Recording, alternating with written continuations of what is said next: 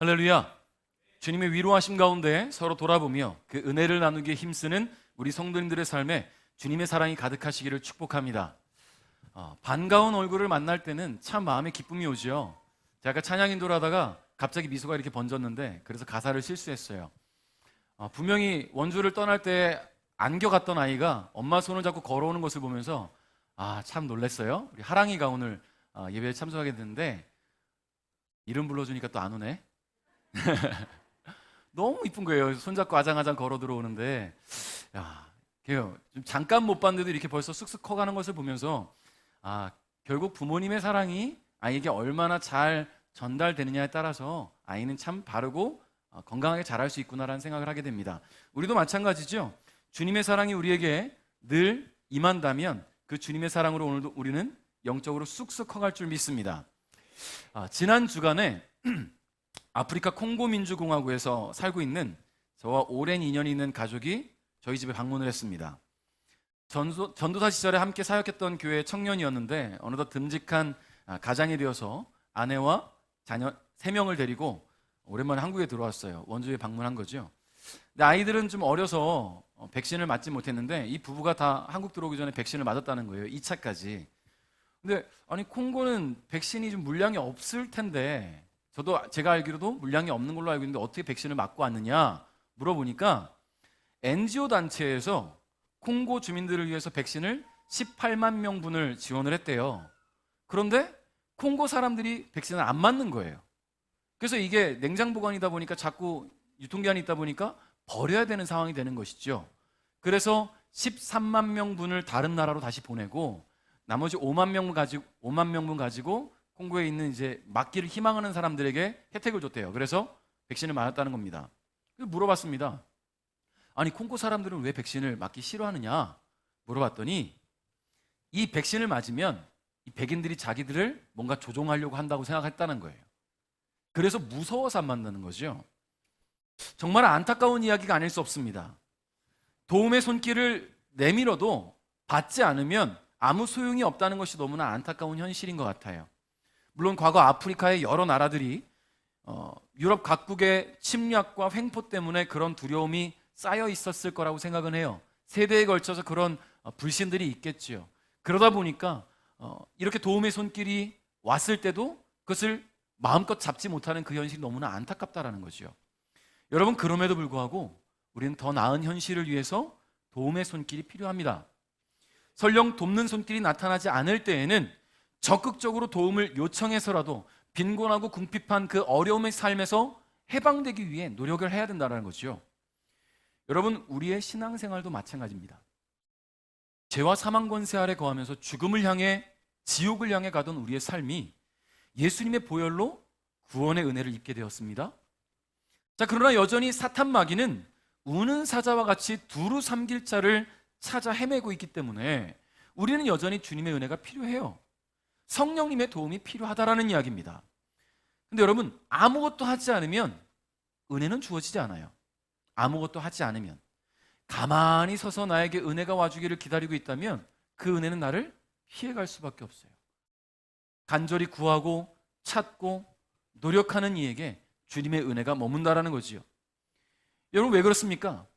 하나님께서 우리의 간구를 기다리고 계시기 때문이에요. 부르짖고 구할 때 오냐? 내가 너희의 간구를 기다리고 있었어 라고 주님이 우리의 필요를 채워주신다는 거예요. 그 필요를 우리는 늘 공급받고 살아갑니다. 역사에 대해 궁금증이 생겨나니까 또 이렇게 신라왕조실록이 생겼어요. 저는 실록이 이렇게 많은 줄 몰랐습니다. 우리 신광환 집사님 덕분에 실록이 이렇게 많은 걸 알게 됐어요. 과거에는 조선왕조실록밖에 없는 줄 알았는데 고려왕조실록도 있고 고구려왕조실록도 있고, 저는 마음의 내심 백제왕조실록이 올까 했는데 신라가 왔습니다. 아직 읽어 내려갈 것이 참 많지만 그래도 역사를 알아간다는 것이 참 감사한 것 같아요. 여러분, 필요한 것은 구해야 돼요. 할렐루야. 아이가 부모에게 필요를 요청을 할 때에 부모가 그 음성을 듣고 들어주듯이 우리 주님 앞에 우리는 필요를 구해야 된다는 거예요. 간구해야 된다는 거죠. 그럼 우리는 어떻게 간구해야 될까요? 아주 쉽고 간단하게 표현하면 우리는 기도의 삶을 살아야 된다는 겁니다. 여러분, 기도는 하나님과 소통하는 가장 쉽고 간단하면서도 가장 중요한 방법이에요. 기도를 통해 우리는 하나님께 더 가까이 나아갈 수 있고, 기도를 통해 예수님의 은혜를, 또 성령님의 동행을 구합니다. 그리고 그 기도를 기다리고 계신 하나님께서 우리의 기도를 들으시고는 응답해 주신다는 거예요. 너무나 아름답지 않습니까? 요청하면 듣고 주신다는 거예요. 근데 한 가지 문제가 있어요. 신앙생활 오래 하신 분들은 자연스럽게 체득하신 분도 계시고, 또 공부해서 또 익혀서 배워서 하시는 분도 계시겠지만, 또 이제 신앙생활 한 지 얼마 안 된 분들은 잘 안 되는 게 뭐냐면 기도가 잘 안 돼요. 기도하는 방법을 잘 알지 못한다는 거예요. 기도를 어떻게 해야 되는지 알지 못한다는 것이요. 어떻게 기도해야 되는지, 무슨 말을 해야 되는지, 언제 기도해야 되는지 머리는 대충 이해는 가는데 막상 하려고 하면 안 된다는 거예요. 예수님의 제자들도 그랬던 것 같습니다. 1절 한번 같이 읽어볼까요? 시작. 예수님께서 기도를 마치시자 제자들 가운데 하나가 와서 말했습니다. 주님, 요한이 제자들에게 기도하는 것을 가르쳐 준 것처럼 우리에게도 가르쳐 주십시오. 아멘. 자, 여러분, 요즘 어떤 가구나 책상 이런 것들을 살 때 소형 가구들 같은 경우에는 완제품 사지 않고 조립형을 사기도 하지요. 조금만 주세요.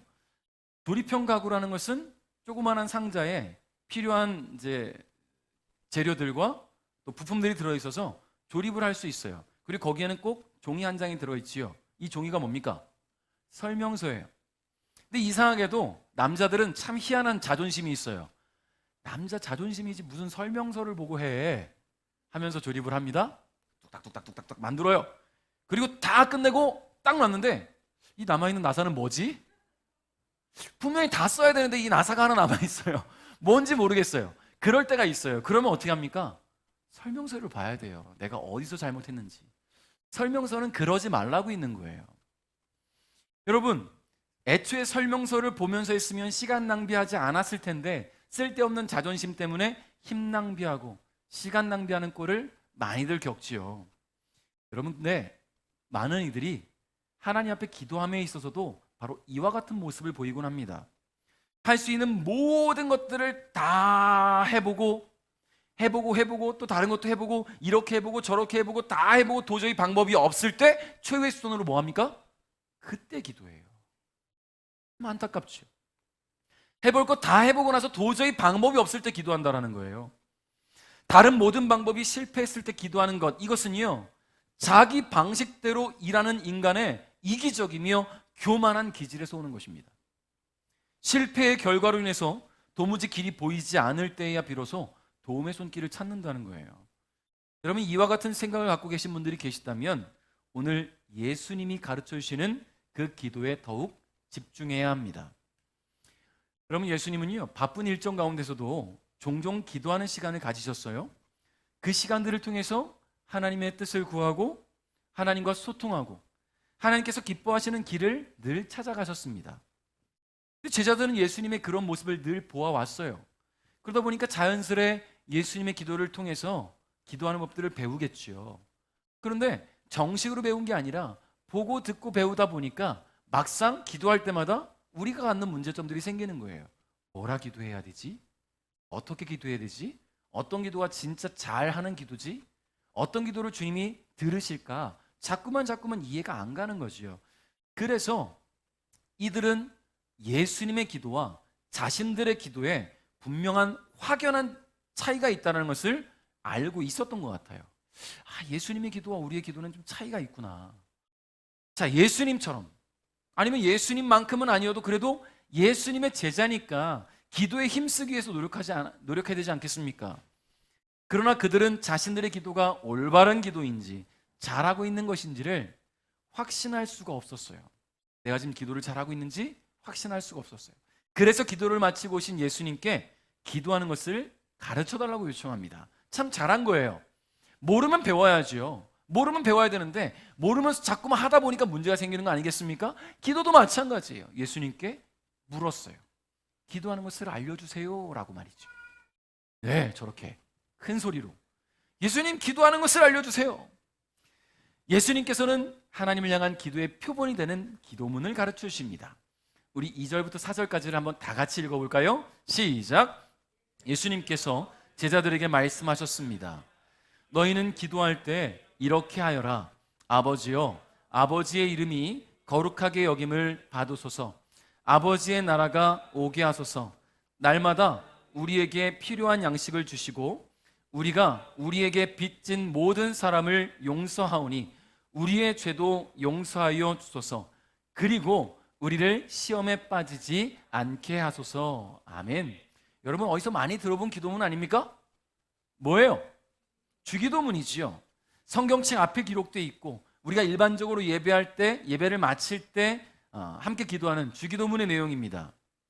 마태복음 6장 9절부터 13절에는 우리가 암송하는 주기도문의 전체의 내용이 기록되어 있어요. 그런데 누가복음의 이 누가는요, 그 내용 가운데 핵심이 되는 구절들만 함축적으로 기록하고 있다는 거예요. 자, 오늘 우리는 예수님이 가르치시는 그 기도의 핵심을 몇 가지로 함께 생각해 보려고 하는데요. 첫 번째는요, 하나님 아버지를 경외하라 라는 거예요. 2절에 보니까 예수님께서 제자들에게 말씀하셨습니다. 너희는 기도할 때 이렇게 기도하여라. 아버지여, 아버지의 이름이 거룩하게 여김을 받으소서. 아버지의 나라가 오게 하소서. 할렐루야.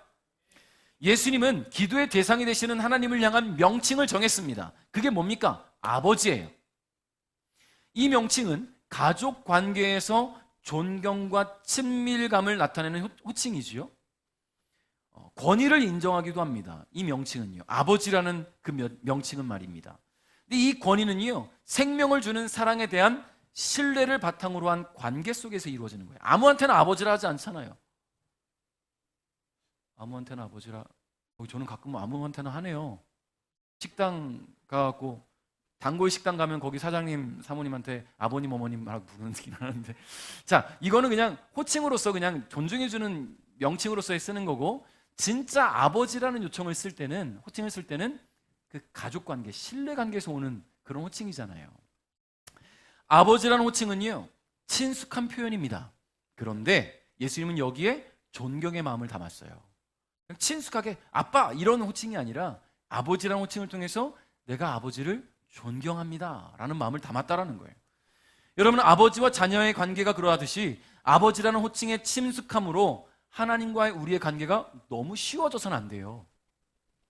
예수님은 하나님 아버지의 이름이 세상에 있는 그 어느 것과도 비교할 수 없는 구별되고 거룩한 이름이라고 고백합니다.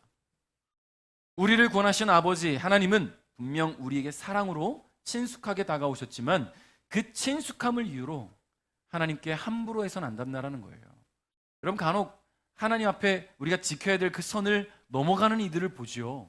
하늘 향해 삿대질을 하고 기도할 때 함부로 하나님의 이름을 망령되이 일컫는 그런 이들도 있어요. 얼마나 안타까운 일인지 몰라요. 하나님이 기뻐하시지 않거든요.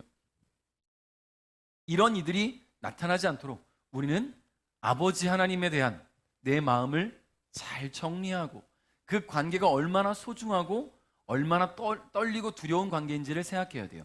여러분, 경외라는 말이 아시잖아요. 두렵고 떨리는 그런 말이 경외예요. 하나님 그런 대상이라는 것을 잊지 않기를 바랍니다. 두 번째는 주저하지 말고 필요를 구하라는 거예요. 3절에 보니까 날마다 우리에게 필요한 양식을 주시고 라고 가르치셨어요. 여러분, 사람은 누구의 형상대로 창조되었습니까? 하나님의 형상대로 창조되었어요. 그렇기 때문에 하나님의 성품을 늘 닮아가게 되어 있습니다. 그러나 사람은 피조물이기 때문에 하나님처럼 완벽하지도 않고요, 완벽할 수도 없어요. 모든 것을 갖추고 있지 않다라는 이야기예요. 그러나 완벽하지 않아도, 모든 것을 갖추고 있지 않아도 우리는 걱정하지 않아도 된다. 왜요? 필요를 채우시는 분이 계시거든요. 여러분, 아이들이 걱정할 게 없어요. 하랑이가 지금 몇 살이에요? 이제 2살이에요? 2살짜리가 무슨 걱정이 있겠습니까? 배고프면 달라고 하면 돼요. 옷이 입고 싶으면 그냥 엄마한테 맡기면 돼요. 다 입혀주잖아요. 하랑이가 배가 고파서 나가서 돈을 벌겠습니까? 일을 하겠습니까? 저 조그마한 아이가. 다 필요를 채우시는 부모님이 있기 때문에 걱정할 게 없는 거예요. 그냥 필요한 게 있으면 달라 하든지, 아직 말이 잘 안 되면 떼쓰면 돼요. 그냥 울면 돼요. 그게 뭡니까? 구하는 거예요. 필요를 채워달라고. 여러분, 하나님이 계시기 때문에 우리는 걱정할 게 없습니다. 주님이 채워주시기 때문에. 필요한 양식이 있다면 하나님께 구하는 게 옳아요. 여러분, 이것을 오해하지는 마십시오. 아무것도 하지 않고서 가만히 앉아서 기도만 하라는 게 아니에요. 그 필요한 것을 채우기 위해 우리는 일해야 합니다. 그 필요한 것을 채우기 위해 우리는 움직여야 합니다. 노력해야 합니다. 그러나 그 모든 필요를 채우시는 하나님 앞에 먼저 구하고 기도하는 것이 선행되어야 되는 거예요. 기도하면서 함께 가야 되죠. 시험을 앞둔 청년이 시험 공부를 합니다. 나는 신앙인이니까 기도가 앞서야지. 기도만 합니다. 공부를 하지 않아요. 그러면 시험을 어떻게 통과하겠습니까? 하나님께서 주시는 지혜는 내가 공부한 것들을 기억나게 하시는 지혜지, 내가 공부하지 않은 것들을 내 머릿속에 집어넣으시는 게 아니에요. 하나님 우리의 삶에 그렇게 함께 하신다는 것을 기억하십시오. 기도하는 만큼 우리가 노력하고 움직이고 주를 위해 일해야 될 줄 믿습니다. 그리할 때 주님께서 우리의 필요를 채우시고 우리의 일할 것도 예비하시고 일할 수 있는 건강도 주시고 필요가 채워질 때까지 모든 상황과 환경 속에서 역사하신다라는 거예요. 그러므로 여러분의 삶의 필요를 주님 앞에 당당하게 요청하시기를 축복합니다. 세 번째는 죄 용서를 구하라는 거예요. 4절 상반절에 보니까 우리가 우리에게 빚진 모든 사람을 용서하오니 우리의 죄도 용서하여 주소서라고 가르쳤어요. 여러분, 이 기도가 성립되기 위해서는요, 먼저 우리의 용서가 선행돼야 된다는 거예요. 여러분, 이분 아세요? 혹시 TV를 통해 보신 분들 계십니까? 천종호 판사님이세요. 창원지법에 계신 분인데 이분은 소년법정에서 재판을 하십니다. 소위 일진이라 불리는 아이들이 중형을 받게 될 때에 두려워 떨면서 울며 불며 막 손이 발휘되도록 빌어요. 그때 이 천종호 판사님께서는 뭐라 하냐면 아주 호통을 쳐요. 그래서 호통판사라고 불려요. 잘못한 것도 없으면서도 너한테 늘 용서해달라고 빌고 울면서 애걸했던 피해자를 너는 어떻게 대했느냐라고 말해요. 할 말이 없지요. 일진들의 그 악랄한 수법들이 결국은 중형으로 빠지게 된다는 거예요. 호통을 치셔요. 여러분, 그렇습니다. 연약한 인간은요, 날마다 사탄 마귀의 유혹에 흔들립니다. 그래서 죄를 짓게 되고요, 그 죄로 인해 하나님과 멀어지게 돼요. 멀어진 하나님과 관계가 다시 회복되고 그 은혜의 길로 가기 위해서는 지은 죄를 용서받아야 돼요. 여러분, 일진들이 판사 앞에서 빌면 뭐합니까? 이 일이 있기 전에 그 피해자에게 먼저 용서를 구했어야죠. 잡혀오기 전에, 고소당하기 전에 자신이 잘못했다면 그때 용서를 미리 구했어야지요. 잡혀오고 나니까, 재판을 통해 중형을 받게 되니까, 소년은 가게 생겼으니까 그때서야 비로소 빌어요. 용서를 구해요. 그건 용서가 아니에요. 용서를 구하는 게 아니에요. 여러분, 그렇기 때문에 우리는 용서를 받기 위해서는 늘 용서가 선행되어야 될 줄 믿어요. 용서를 할 줄 아는 사람이야말로 용서를 구할 자격이 있습니다. 자, 네 번째는요, 시험으로부터 보호받기를 구하라 라고 가르치십니다. 4절 하반절에 보니까요, 그리고 우리를 시험에 빠지지 않게 하소서라고 가르치십니다. 여러분, 시험이라는 단어로 번역된 헬라어는요, 페이라스몬이라는 단어를 쓰고 있는데 원래는 금화 뭔지 아시죠? 금화, 돈. 이 금화가 진짜인지 가짜인지를 가리기 위해서 무게를 달아보듯이 어떤 것의 특성을 입증하는 일종의 시험, 이것을 의미하는 거예요. 이 금화가 진짜냐 가짜냐 그것을 알아보기 위한 어떤 테스트, 이런 것들을 의미할 때 시험이란 단어를 썼어요. 여러분, 근데 시간이 이렇게 흘러가면서 이 단어는 어떻게 쓰였냐면 어떤 사람이 잘못된 일을 행하게 하려는 시도라고 얘기를 해요. 무슨 말인지 이해하시겠습니까? 잘못인 줄 알면서 하려고 하는 시도를 시험이라고 하는 거예요. 여러분, 도둑질이 잘한 일입니까? 잘못된 일입니까? 잘못된 일인데 그 잘못인 줄 알면서도 그것을 행하려고 시도하는 것을 시험이라고 말하는 거예요. 여러분, 잘못된 일이라는 것을 알면서도 그것을 행하려고 한다는 것은요, 그런 마음을 갖게 하는 사단의 끊임없는 유혹이 하나님의 자녀들의 삶에 가까이 와 있다는 이야기지요. 그러므로 예수님은 사탄의 시험과 유혹으로부터 우리를 보호하시는 하나님께 요청을 해라, 도움을 요청해라 라고 가르쳐 주십니다. 예수님이 가르쳐 주신 이 주기도문에는 우리가 하나님께 드려야 할 기도의 필수 요소들이 다 담겨 있었어요. 다시 되짚어 볼까요? 하나님의 영광을 위해 기도합니다. 하나님 아버지를 향한 영광의 기도를 올려요. 그리고 우리의 필요를 간구해요. 그리고 지은 죄에 대한 용서를 구함과 동시에 끊임없이 공격해오는 사탄의 세력으로부터 보호해 주실 것을 요청해요. 기도에 이것만 들어가면 돼요. 하나님 아버지, 영광을 돌려드립니다.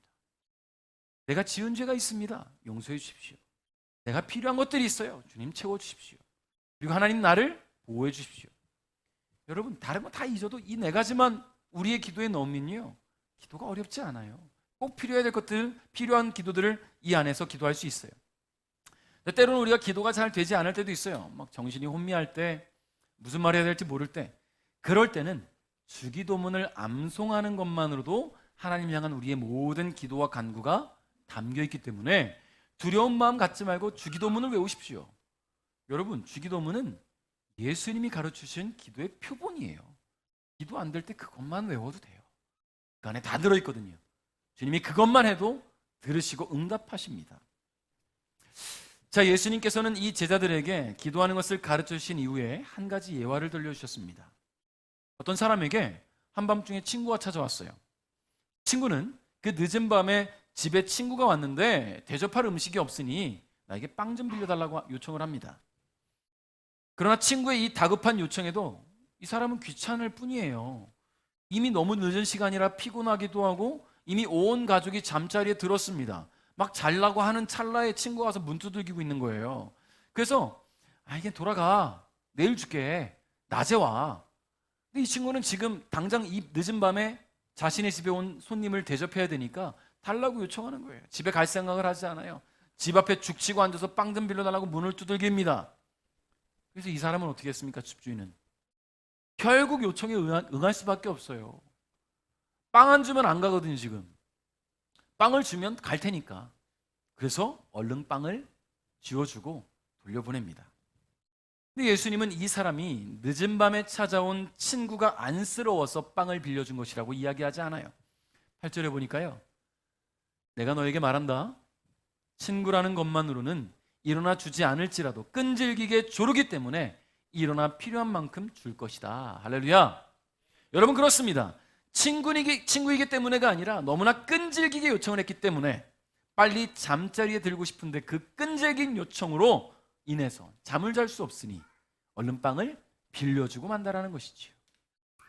여러분, 이 예화는요, 바로 기도의 능력이 발휘되는 때를 알려주신 거예요. 자, 여러분, 기도 제목 있습니까? 이 기도가 언제 응답될까? 여러분, 언제 응답되겠습니까? 지금 가르쳐 줬잖아요. 끈질기게 매달릴 때 응답되는 거예요. 할렐루야. 여러분, 우리가 어떤 다급한 일, 기도의 제목이 있을 때 우리는 종종 작정 기도를 하지요. 3일 작정 기도, 일주일 작정 기도, 열흘 작정, 21일 다니엘 기도에 작정 기도하고 40일 작정, 100일 작정. 작정 기도 좋아요. 시간을 정해놓고 기도하는 작정 기도 참 좋은데 가장 중요한 것은 40일 동안 와서 그냥 이렇게 졸다 가면 그게 무슨 작정 기도입니까? 작정한 날이 중요한 게 아니라 내가 단 하루, 단 한 시간을 기도해도 얼마나 끈기 있게, 끈질기게 주님의 바짓가랑이를 붙잡고 늘어지느냐, 그거에 달려있다는 거예요. 기도는 그래야 된다는 거지요. 하나님 우리의 끈기 있는 기도에 마음을 여시고 필요를 공급하십니다. 그러므로 여러분, 기도의 제목 있으십니까? 단 한 시간을 기도하더라도 정말로 주님이 그래 됐다, 내가 네 맘 다 안다 할 만큼 그렇게 간절하게, 그렇게 끈기 있게 기도하십시오. 그 기도를 주님은 들으실 것입니다. 9절 한번 읽어보겠습니다. 시작. 그러므로